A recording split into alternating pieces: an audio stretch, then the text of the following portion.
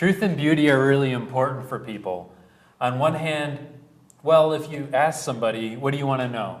Do you want to know the truth, or do you want to know if you're beautiful? Most people will say, I really want to know what the truth is. And then you go ahead and you tell them the truth, and then they go away with tears and covering their ears saying, I can't handle it anymore, this isn't good for me, why are you so mean to me? Well, just like everything else in life, this takes balance.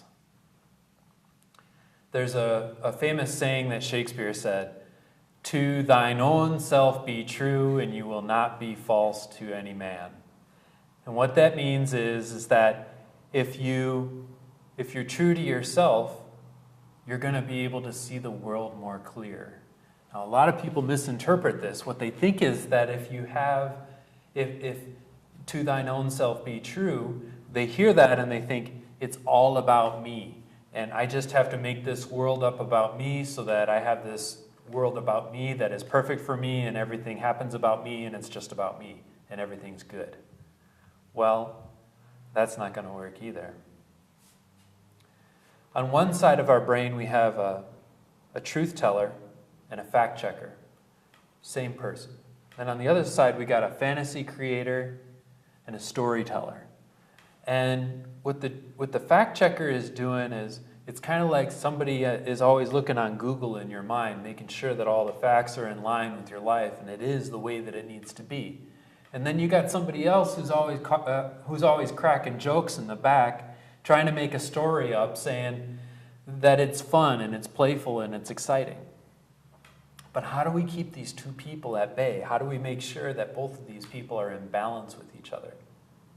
On one hand, if we have this truth teller taking over our lives, we're going to be consumed by these truths, and our lives will turn out, they will be about as interesting as listening to a boring newscast at 4:30 in the morning.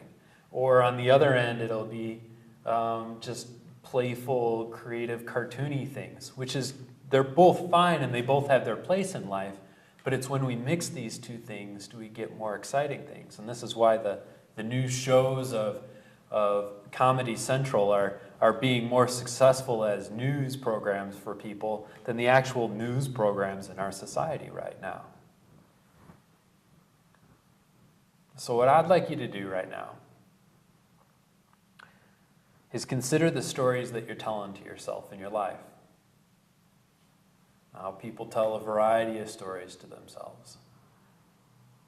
Like the story of how intelligent you are, the story of how weak you are, the story of how tall you are, or the story of how short you are. And consider these. Try to go into all of them as much as you can, just for your imagination right now, just to bring it up into your consciousness. And then what you could do, what you should do, what you need to do if you want to have a well-examined life that Shakespeare is talking about, so that you can understand your truths, is to write these stories out. Not extensively, just write out the story and title them all on stickies. And you can go from 10 to 20 of these stories, and then write down what kind of emotions you feel when you tell these stories to yourself in your life. What kind of emotions your tribe feels when you tell these stories to your tribe in your life. And how are they really impacting where you're going with your life? Are these stories fantasies that you're creating to make your life more fun and exciting, and they belong in your life because they're fun and exciting? Are they stories that are based on factual events and skills that you really have in your life that'll be able to propel you even more into your future? Or perhaps the stories are mixed up. You've got stories in your life that you're telling yourself things that really aren't true about yourself, but what you're doing is you're hiding your valuable talents that you want to be bringing out in the world. And this is more of an addiction to failure. On the other end, sometimes we use the fantasy creator in not such a great way when we're bringing light to situations that we really don't want to be facing. And both can be wonderful, and both can be detrimental. And all of this comes into play at this women's conference. And what they did was they had one door at the conference that said, "I am beautiful," and then another door in the conference that said, "I am normal." And when the conference began, the women had the choice to go through either of these doors, and 9 out of 10 of them chose the normal door over the beautiful door. And when it comes to things like beauty, what harm is it going to do in your life to say, "I am beautiful"?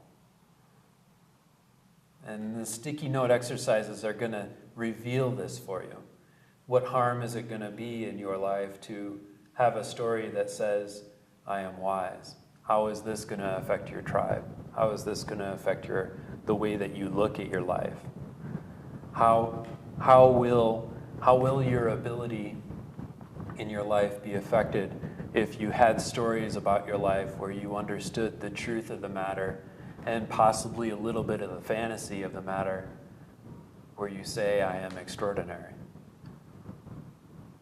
You are great and wonderful. Thank you so much for joining Kaivala Yoga. Namaste.